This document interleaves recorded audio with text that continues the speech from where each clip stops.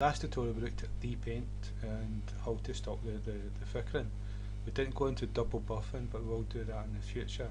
And so what I'm going to show you in this tutorial before we do animation, because we're going to make this animation character move across the screen. What we're going to do is I'm going to show you how to take an image and turn it upside down and reverse it in the other direction. And so how you do that is it's to do with the image constructor. We'll come down.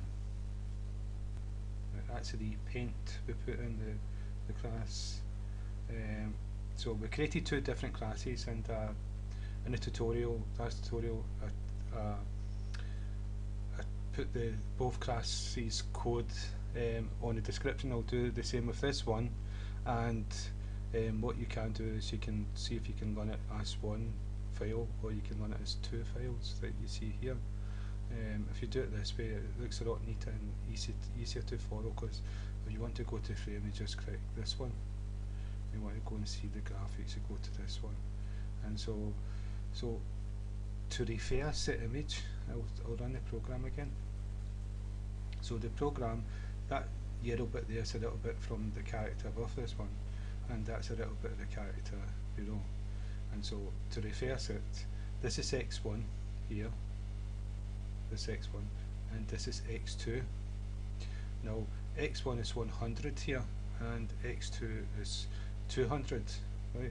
But if x2 was 200, then that would be over here, and if x1 was 100, then the image would be copied into this area the opposite way around. It wouldn't be facing that way to the right, it would be facing this way to the left. And it's the same for the top and the bottom. This here is y1 and this here is y2. Now if y1 is like 200, well, at the moment y1 is 200 and y2 is 100. Is that right? Yeah, y2 is 200 and y1 is 100.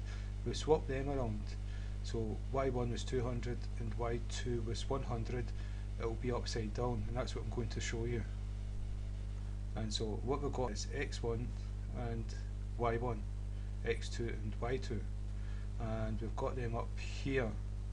And so if we make x1 200 instead of 100 and x2 100 instead of 200, you're going to see it's going to be facing the opposite direction, yet it's the same image. So if we run the program, now you can see it's actually facing that way. It's just the same image, but we've actually turned the image around. So this is a good thing about the Java image. You can actually play about with the image, make it narrow, big, fat, upside down, the opposite way around. So you can do a lot more with animation. And so that means you could have this little man run across the screen, and when you go the other direction you can have the little man run that way across the screen, and it's just the one picture. Now I'm going to actually get him to face upside down, and to do that we would change the y. So y2 would become 200 instead of 100, and y1 would, that was y1, sorry, and y2 would, instead of 200, become 100.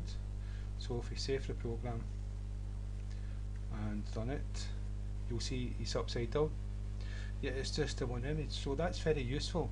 So that's what I wanted to show you in this tutorial. The next tutorial we're going to actually move across the animation, move them across the screen. And so I hope that's been of some use, and again thank you.